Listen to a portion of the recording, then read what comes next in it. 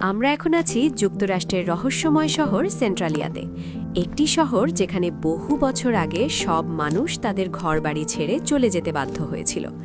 আপনারা আশেপাশে যে বাড়িগুলো দেখছেন সেগুলোর কোনোটিতেই এখন আর মানুষের বসবাস নেই। পুরো শহরটাই যেন সময়ের কাছে পরাজিত হয়ে পরিত্যক্ত অবস্থায় পড়ে আছে। আমরা ধীরে ধীরে এই শহরের ভেতর দিয়ে হাঁটছি এবং একে একে সবকিছু আপনাদের সামনে তুলে ধরার চেষ্টা করছি। এখন আমরা এমন একটি বাড়ি খুঁজছি যেখানে ভেতরের আসবাবপত্র এখনো রয়ে গেছে। এই মুহূর্তে আমরা একটি ঘরের ভেতরে প্রবেশ করছি। সম্ভবত কয়েক দশক আগেও এই ঘরে মানুষের বসবাস ছিল, কিন্তু আজ এখানে আর কেউ নেই। তারা চলে গেছে, রেখে গেছে তাদের ব্যবহৃত সব আসবাবপত্র। জিনিসগুলো এখনও আগের জায়গাতেই আছে, শুধু তার উপর জমে আছে ধুলাবালি আর চারপাশে মাকড়সার জাল।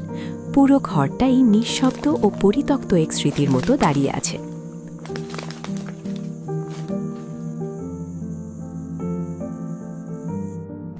এবার আমরা আরেকটি বাড়িতে প্রবেশ করলাম। বাড়িটা দেখে মনে হচ্ছে এটা হয়তো একসময় কোনো ধনী পরিবারের ছিল। ভাবতে অবাক লাগে, এই বাড়িতেই একসময় হাসি, আনন্দ আর জীবনের গল্পে ভরপুর দিন কেটেছে, কিন্তু আজ সেই মানুষগুলো আর নেই, শুধু তাদের স্মৃতিগুলো রয়ে গেছে। আমরা এখন ধীরে ধীরে সিঁড়ি বেয়ে তৃতীয় তলায় ওঠার চেষ্টা করছি। সত্যি বলতে একটু ভয়ও লাগছে। সিঁড়িগুলো এতটাই পুরনো যে কখন ভেঙে পড়ে কে জানে। উপরে তাকালেই দেখা যায় চারপাশ মাকড়সার জালে ঢেকে আছে আর ধুলোয় ভরে গেছে পুরো পরিবেশ।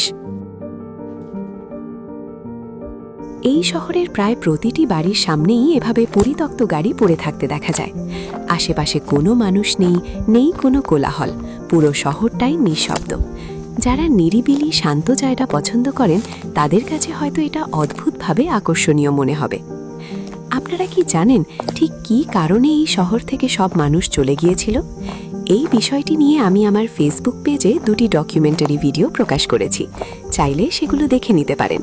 সেখানে আমি বিস্তারিতভাবে সবকিছু ব্যাখ্যা করেছি এবং বিভিন্ন জায়গা ঘুরিয়ে দেখিয়েছি।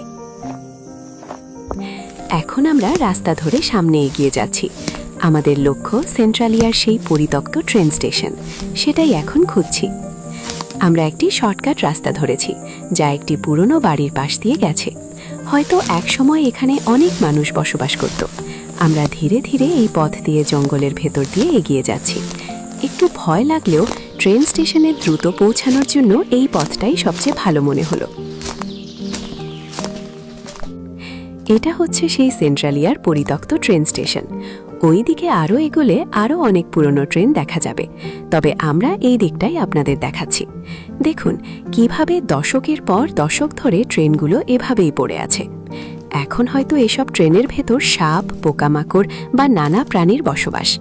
আমরা নিরাপত্তার কারণে ট্রেনের ভেতরে যাচ্ছি না, দূর থেকেই এই দৃশ্য আপনাদের দেখাচ্ছি। আশা করি আজকের ভিডিওটি আপনাদের ভালো লেগেছে।